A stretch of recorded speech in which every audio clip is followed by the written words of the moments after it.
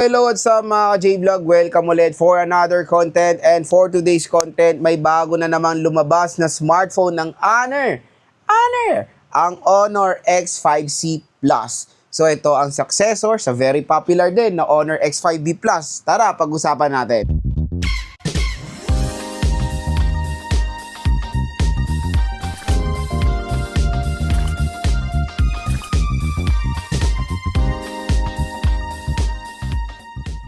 Ka-J-Vlog, another budget smartphone na naman ang ating pag-uusapan dito sa ating first impressions review.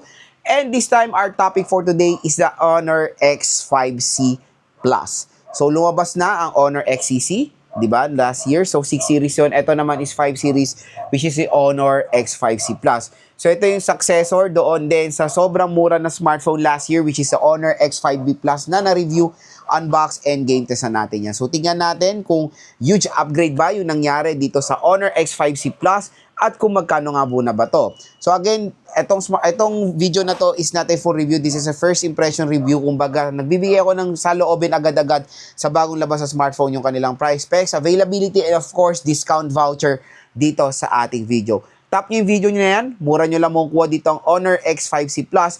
Syempre with special voucher pa na naghihintay para sa inyo. So, ano nga muna ba ang SRP neto or possible na price na pwede nyo makuha to sa mall? So, Honor X5C Plus, mga idol, wow!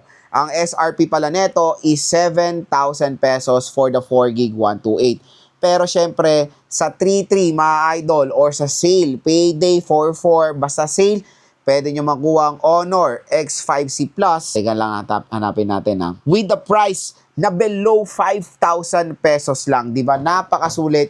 Pwede nyo siya makuha at a range ng 4 to 5,000 pesos. Siyempre, pag in-apply nyo pa ang ating mega voucher dyan, sobrang gandang deal na itong Honor X5C Plus. So, siyempre, ano natin siya for its overall, yung overall specs niya, kung ano natin siya, kung magkano siya pwede makuha sa online, yung for as low as pwede siya makuha, okay?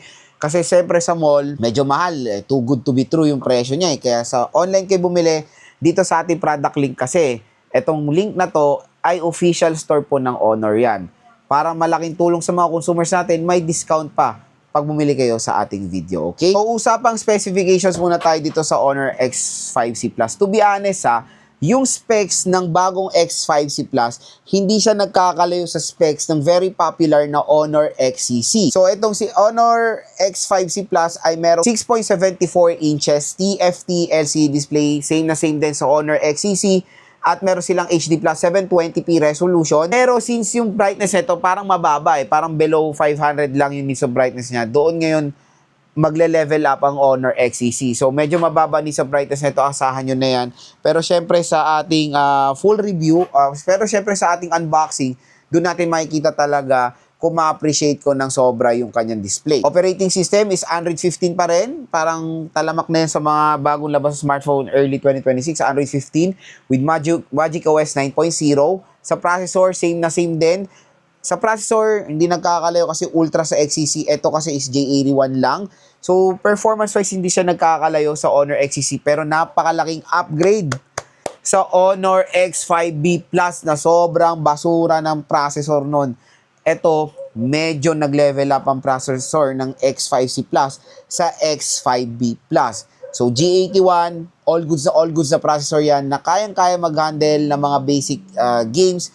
And of course, mga basic tasks or application, hindi po mabagal ang G81. Pero siyang dual rear camera system na basura rin yung pangalawang camera, VGA, auxiliary camera, at yung kanyang main megapixel, doon tayo magpo-focus. 50 megapixel with 5 megapixel front-facing camera. Sa battery, all goods naman. Kung makuha nyo to ng 5,000 pesos, 5,260 mAh na removable battery with 15-watt charging rate, at yung colors available natin is Meteor Silver at Ocean Cyan. So yan mga ka-J-Vlog, nalaman nyo na yung price, specs, availability, and syempre discount voucher dito sa Honor X5C Plus. Next is bibigay ko sa inyo yung overall first impressions ko dito sa smartphone na to. Again, pwede tayo magbigay ng overall specs sa isang smartphone kahit wala pa po yung unit kasi syempre o-order pa rin tayo. Sa 3.3 nga mag-i-available yan. O-order pa lang tayo niyan pero since familiar naman tayo sa mga specification ng smartphone, lahat ng mga specs na yan na-try na natin sa mga ibang brand. Ngayon, i-share ko sa inyo yung thoughts ko kung sulit ba siya kung makuha nyo siya ng around 5,000 pesos. Again, sa SRP, medyo tagilid na. Hindi talaga sulit pag sa SRP nyo binili. Kaya sa online kayo bibili, dito, tap nyo yung video sa official store ng Honor. May discount voucher pa tayo makukuha dyan. Una muna, display. Sa display niya, unang-unang nakaka-disappoint, notch ulit. Notch display pa rin ang Honor X5C Plus. Pero the screen size is good, malaki. Hindi sila nagkakalayo ng specs ng Honor XCC. Hindi siya gano'n nagkakalayo sa specs ng Honor XCC when it comes sa sa display kasi pareho silang TFT. Pero ang advantage ng XCC is yung kanyang needs of brightness.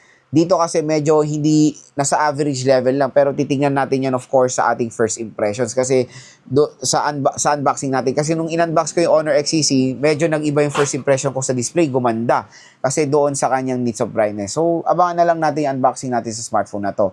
Next yung operating system. So talamak na talaga yan sa mga bagong labas sa smartphone sa mga ganitong time frame na naka Android 15 pa rin or last year operating system. So yun nga, we don't know kung ma-update to sa Android 15 pero kung longevity rin naman ang pag-uusapan, huwag kayo mag-alala. Yung Android 15, matagal nyo rin naman po magagamit yan. So, okay na okay pa rin naman kahit paano Android 15 kahit sa mga bagong labas sa smartphone. Pero, fingers crossed, let's hope na ma-update to sa Android 16. Processor, tulad ng sinabi ko sa inyo kanina sa processor, medyo nag-improve compared doon sa kanyang predecessor. Yung predecessor kasi nito, to be honest, ang bagal ng chipset. I think that is a MediaTek Helio G50. G50 ba? Para basta mabagal yun, na-disappoint ako sa X5B Plus. Pero dito sa Honor X5C, upgraded yung kanyang processor. Again, upgraded na to kasi coming from mabagal na processor to average processor. All goods yan. Kasi hindi naman mabagal ang J81 to be honest. Lalo na pag mga basic tasks lang or mga casual things lang ang gagawin nyo. At nakakalaro naman tayo kahit paano ng Mobile Legends or mga MOBA games dito sa smartphone na to and even COD. So, syempre, stay tuned lang dahil i-game test din naman natin itong si Honor X5C. When it comes sa RAM at ROM, ayun, kung syempre sa SRP niya, hindi talaga pwede yan. Kung makuha nyo to ng below 5,000 pesos, 4GB acceptable pa naman yan sa ganyang price range and even 120GB of internal storage. Buti nga, wala nang X5C lang kasi before, lumabas yung Honor X5B and X5B Plus. Ang pinagkaiba lang RAM, di ba, nakakatawan. Hiniwalay pa nila. Ito kasi isa na lang, Honor X5C Plus. So, yung RAM niya, again, kung makuha nyo ng mura, okay naman yan, acceptable pa, and even the storage. Sa camera mga ka-J-Vlog, as you can see when it comes sa design niya, yung placement is parang iPhone lookalike ulit, di ba? So parang talamak na yun na design nung 2024 sa Honor, sa Infinix Itel, parang nag-move on na sila sa design na yan. Dito naman bumalik si Honor, iPhone lookalike yung kanyang camera module. So yung specification ng camera niya, same na same din naman sa Honor XCC dahil 50 megapixel din and 5 megapixel front-facing camera. Hindi natin alam kung same quality rin sila, pero be aware when it comes sa secondary camera nito, basura yan or walang kwenta.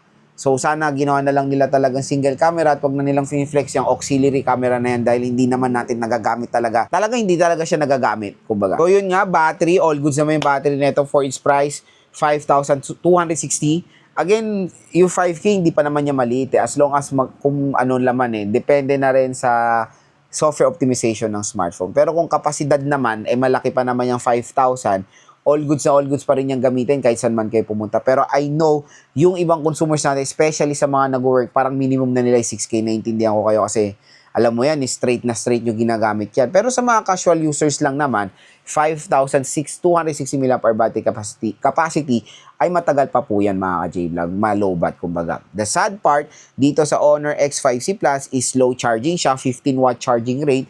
So, kumbaga, dapat sa mga ganitong presyohan ngayon is at least 33 watts na. 'Di ba? Or sabihin na natin 22.5 watts or 25 watts na at least ang binibigay nila for a price na 5,000 pesos. So, magiging deal breaker nyo dito is yung kanyang charging rate. Pero again, when it comes sa mga ibang overall specifications naman ng Honor X5C, maganda naman as long as makuha nyo siya ng mura. Okay? So yun mga ka-J-Vlog ang ating first impressions dito sa Honor X5C. Hopefully, nakatulong ito sa inyo kung bibili kayo na itong smartphone na to. Again, sa kanya SRP definitely hindi siya worth it, hindi sulit. Pero sa online, makuha nyo to ng ganitong presyo, below 5,000 pesos, okay na okay naman yung specs niya for that kind of price tag para makuha nyo ng sobrang mura at napakagandang deal. Tap nyo yung video, view products, makikita nyo, meron pong discount voucher na naghihintay para sa inyo pag bumili kayo dito sa Honor X5C Plus. Again, iba po yung discount nyo sa online, iba pa yung discount nyo dito galing sa ating video. Yan po ay pala collaboration ng YouTube Shopping at online platforms para sa mga consumers natin makuha ng napakagandang deal itong smartphone na to. So, order rin ako nyan. Stay tuned lang. I-vlog ko rin yung pagbili ko nyan, yung process ng pagbili ko para rin ma-inganyo yung mga consumers natin bumili sa online dahil sayang naman din ang discount. At abangan nyo lang po yung full review, game test, and unboxing natin sa Honor X5.